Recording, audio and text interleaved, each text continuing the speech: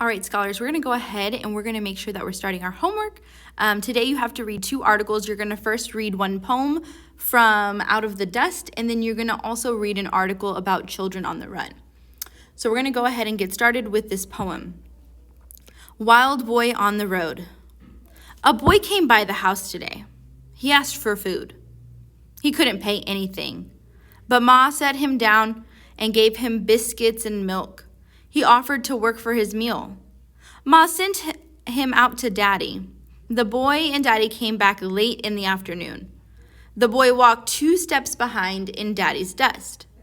He wasn't more than 16, thin as a fence rail. I wondered what Livy Killian's brother looks like now. I wondered about Livy herself. Daddy asked if the boy wanted a bath, a haircut, a change of clothes before he moved on. The boy nodded. I never heard him say more than yes, sir, or no, sir, or much obliged. We watched him walk away down the road in a pair of Daddy's mended overalls, his legs like willow limbs, his arms like reeds. Ma rested her hands on her heavy stomach. Daddy rested his chin on top of my head. His mother is worrying about him, Ma said. His mother is wishing her boy would come home.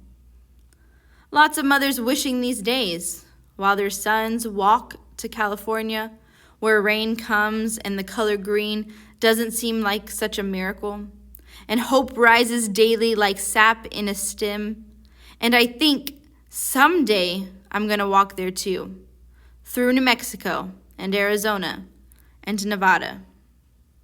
Someday I'll leave behind the wind and the dust and walk my way west and make myself to home in that distant place of green vines and promises. July 1934. All right, we're going to go ahead and look at the other article that we're reading. It's called Hoover's Prodigal Children, Hungry Times on the Mean Street. So reminder that Hoover is the president. Remember, we talked about Hoovervilles. So let's go ahead and get started. When did you boys last eat? In October of 1929, Oklahoman Edgar Bledsoe believed a newsboy's cry of stock market collapse referred to a disaster at an armed war cattle auction barn. By 1934, Bledsoe had been riding the rails for 2 years. So if they're talking about riding the rails, they actually mean that they're on a train, riding around, picking cotton and doing menial work that rarely provided a living for the 18-year-old and 2 cousins. That summer, the trio rode a freight to Comanche, Oklahoma, heading back to his cousin's home on a drilled-out oil field. They had to walk the last 13 miles through the woods. We ran across a log cabin deep in the blackjack oaks. It had a well in the backyard with a rope and a pulley. A man who must have been close to 90 years came out of the cabin. We asked if we could have a bucket of water, Bledsoe recalled. When did you boys last eat? The man asked. When we told him, he told his wife to bring us food. She set out a gallon crock that was half full of milk, a pone of cornbread, and a bucket of sorghum molasses. The milk was beginning to turn sour, blinky, we called it, and the molasses was full of tiny ants. And we were hungry beyond being picky, and we lit on the food. I still remember, we couldn't fault the old lady's cornbread. At the height of the Great Depression, 250,000 teenagers joined the ranks of the army of the migratory idle roaming across America, riding freight trains or hitchhiking. In 1933, when the economy hit rock bottom, about 9,000 banks failed. $2.5 billion in deposits was lost. Unemployment soared to nearly 13 million, or about 1 in 4 of the labor force. Not since the Civil War had the American nation stared so deeply into the abyss. Some young folks ran from home believing they were burdens on their families. Some fled broken by the shame of unemployment and poverty. Others left eager for what seemed to be a great adventure. Romantic ideas of life on the road vanished when a young hobo felt the first pangs of hunger. The majority of homeowners and shopkeepers were sympathetic toward the hard-luck kids. 6 years later, the simplest acts of kindness were remembered by those who had half-starved and utterly dejected when they knocked at a stranger's door. Other kids, too, recalled seeing their mothers and fathers help hobos who came to ask for food. It was a lesson in giving that was never forgotten.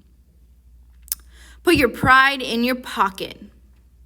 The roving horde was constantly hungry, living for days on stale buns and bread or toppings and frequently going without food at all, recalled Clifford St. Martin, who was on the bum from 1931 to 1938. When I woke up in the morning, I worried about something to eat. After breakfast, I worried about where to go. In the afternoon, I'd worry about getting food. When it started getting dark, it was time to worry about a place to sleep. On Peter Polturk's second day on the road in 1931, he met an old tramp and asked him how to get by without money. Put your pride in your pocket, your hat in your hand, and tell him like it is, his mentor advised. The lesson served Polturk riding the rails for the next 8 years, from his Detroit home to his blueberry harvest in northern Michigan. Dirty and hungry and far from family and friends, numerous acts of kindness bioed the young migrants. William Aldrich retained a lifelong memory of a pretty girl who opened her door to him. I asked for a glass of water, which she brought me, Aldrich recalls simply. In Southern California, as he walked beside the tracks, a brakesman tossed Aldrich a quarter. Go get yourself a meal, kid, the man said. The buzz saw of life. Paul Booker was 16 when he decided to go on the road in June of 1931. He hitchhiked and rode freight trains from Bedford, Indiana, south to Texas and Arizona, then back north to Seattle, riding from San Francisco to Seattle at night.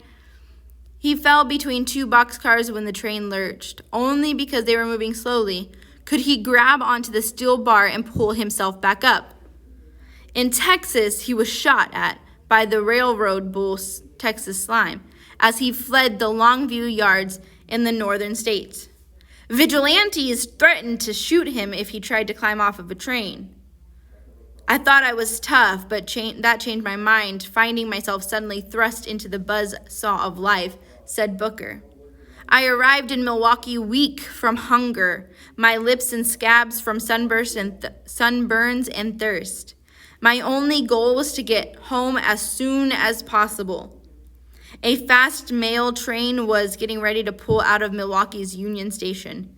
It carried no passengers except one. Booker grabbed the back of the engine and climbed onto the water tank.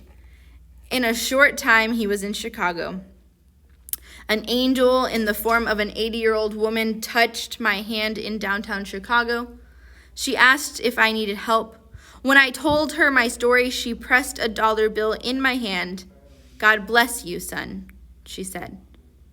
All right, scholars, so after reading these two articles, you're going to go ahead and click on the forms link in order to answer the question. You're going to be looking at the similarities of the main idea between these two articles. What is similar between reading Hoover's Prodigal Children and the poem Wild Boys on the Run?